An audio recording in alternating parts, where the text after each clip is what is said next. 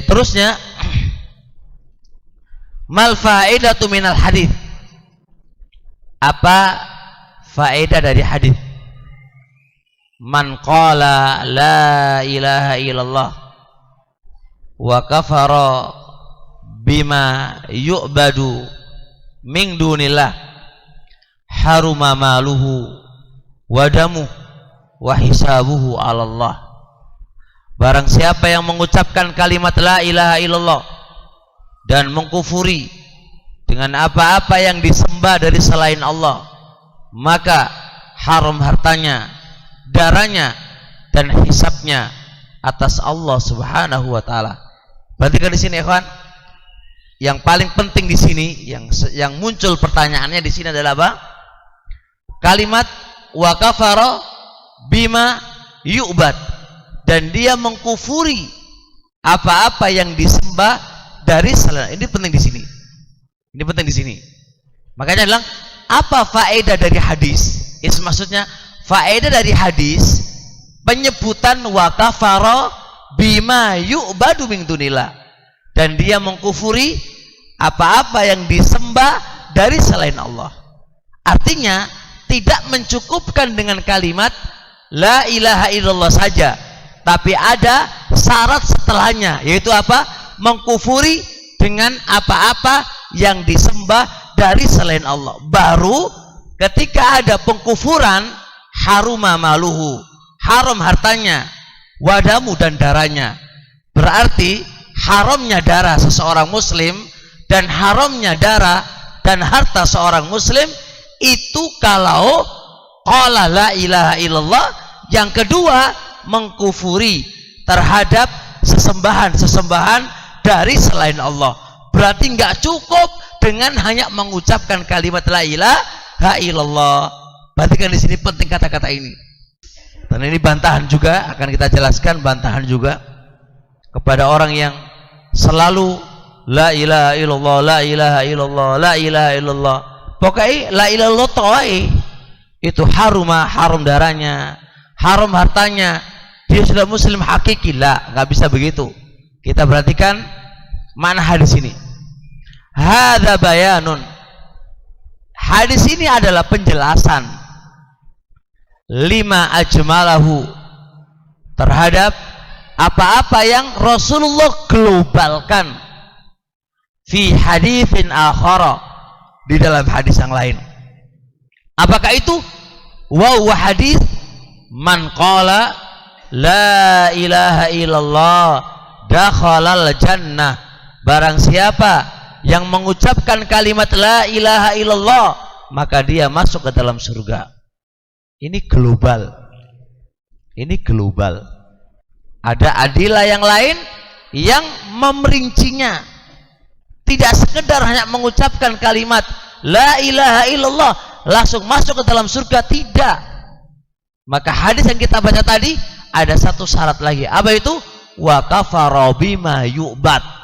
Dan dia harus mengkufuri, mengingkari, mengkufuri semua peribadatan selain Allah. Dia kufuri. Nah, lihat ini. Fa innal haditsal awwala, maka hadis yang pertama, mana itu? Hadis yang pertama, wa kafara man qala la ilaha illallah wa kafara bima yu'bad. Ya, wa kafara bima yu'badu min dunillah. Ini hadis yang pertama. Lam yaj'al, tidak menjadikan at-talaffudha biha, melafatkan dengannya, asiman, yaitu penjaga lidam kepada darahnya, wal mal, dan hartanya. Lihat hadis tadi, haruma maluhu, haram darahnya, haram hartanya, dan darahnya itu diikat dengan dua ikatan. Ikatan yang pertama mengucapkan kalimat la ilaha illallah. Ikatan yang kedua mengkufuri sesembahan selain Allah. Dua ini kalau terpenuhi, baru terjaga darahmu dan terjaga nyawamu. Jelas ini? Pahami di situ.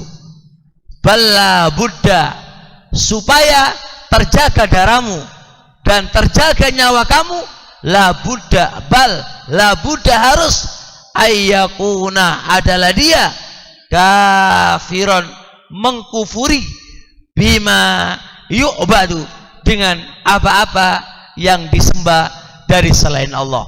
Ini pengikatan pertama. Yang kedua, wa ayyakuna khalisan min qalbi. Pengikatan yang kedua, orang yang mengucapkan kalimat la ilaha illallah itu harus ikhlas dari dirinya. Artinya apa?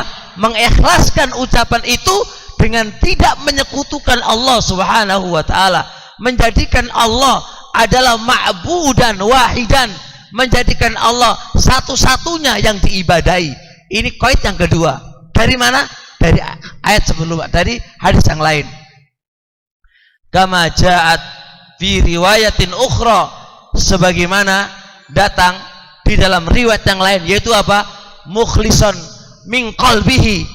Fi riwayatin ukhra ada kata khalisan, mukhlisan min qalbihi, ikhlas dari hatinya. Itu riwayat yang lain. Mukhlisan min qalbihi, ikhlas dari hatinya.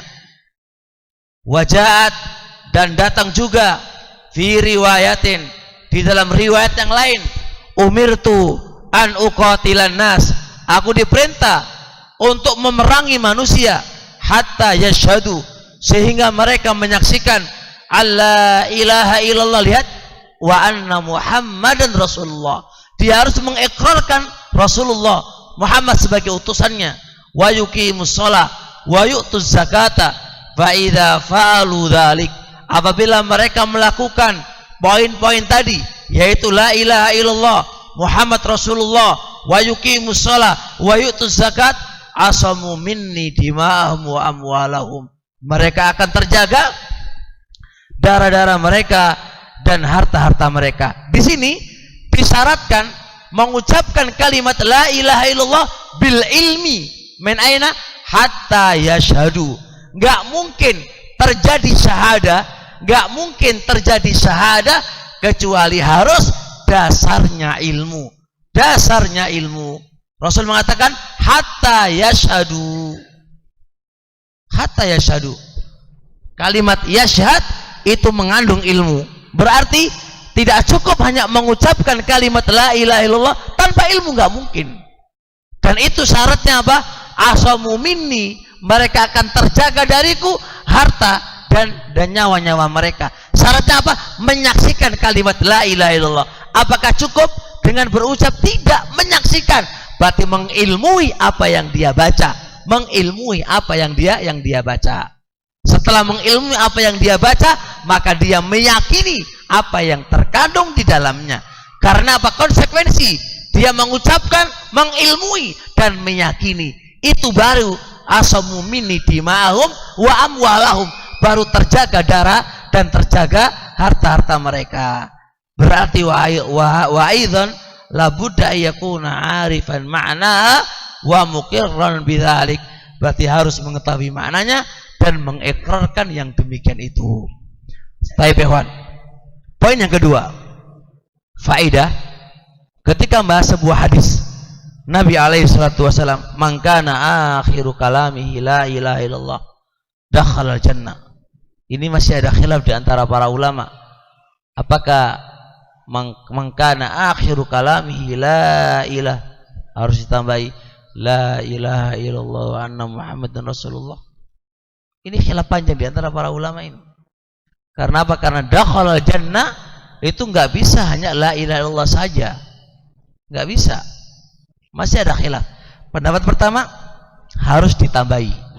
Kenapa ditambahi? Karena antara syahadatullah wa syahadatur rasul itu idza ijtama'a idza iftaraqa ijtama'a fa idza ijtama'a iftaraqa. Kalau dikumpul disebut satu saja, itu masuk yang lainnya. Maka berarti ketika dia menyebutkan kalimat la ilaha illallah, dia disebut sendiri, berarti ijtama'a, masuk kalimat syahadat Rasulullah sallallahu alaihi wasallam. Ketika ada hadis, siapa yang menyaksikan bahwa saya Muhammad Rasul adalah utusan Allah di surga, nggak bisa berdiri di sini harus ada kalimat la ilaha illallah. Karena dua kata ini idza istama'a iftaraqa wa idza iftaraqa ijtama'a. Nah, pendapat yang kedua tidak. Dia mencukupkan sesuai dengan apa? Zahirnya hadis. Mencukupkan dengan apa? Zahirnya hadis. Yaitu mangkana akhiru kalami la ilaha illallah dakhala jannah. Makna dzalik ini. Ketika dia ini kan masalah pengucapan, bukan masalah keyakinan katanya. Jikalau keyakinannya adalah keyakinan sesuai yang tertera dalam syariat kita, keyakinan adalah keyakinannya adalah arkanul Islam, arkanul iman, semuanya dia yakini, ini sekedarnya pengucapan saja. Sekedar hanya pengucapan. Ini masalah keutamaan kalimat la ilaha illallah, bukan masalah keyakinan. Kalau keyakinan dia orang yang itu masuk surga, pasti harus meyakini semuanya. Harus meyakini semuanya. Tidak hanya mesti Muhammad Rasulullah saja. Nggak mesti. Kalau ini masalah keyakinan, maka semuanya. Maka berarti dengan ini mencukupkan kalimat la ilallah saja. Dakhalal jannah. Karena ini sekedar hanya keutamaan atau apa? Pelafatan saja. Adapun keyakinan tidak. Keyakinan harus apa? Harus beda lagi. Kalau keyakinan beda lagi. Dia sekedarnya pelafatan saja. Apakah mungkin di akhir hayatnya orang tadi hanya melafatkan saja? Nggak bakal bisa. Kalau selain sebelum dia mati lafat tok nggak terpenuhi syurutnya la ilaha illallah, nggak bakal bisa. Di akhir hayatnya ngomong la ilaha, nggak mungkin bisa. Karena mangkana akhiru kalami la ilaha illallah itu khas untuk ahlu tauhid yang terpenuhi surut-surutnya, 7 surut yang terpenuhi itu masuk padanya. Nggak mungkin orang yang tidak memenuhi surut-surut la ilaha illallah di akhiratnya dia bisa ngomong la ilaha, nggak mungkin. Makanya itu sekedar hanya keutamaan la ilaha illallah saja, bukan pembahasan keyakinan. Kalau keyakinan sudah mendasar dalam dirinya dia, makanya nggak perlu diungkapkan la ilaha illallah wa asyhadu anna Muhammad Rasulullah, nggak perlu. Tapi pembahasan kayak gini tadi, jadi mangqala la ilaha dakhalal jannah di sini ya kan? Di sini ya harus terpenuhi surut-surutnya la ilaha illallah baru masuk surga, jelas. Masuk surga, kemudian terjaga darahnya, terjaga hartanya, ya terus harus terpenuhi syurut la ilaha illallah yang kita sebutkan tadi.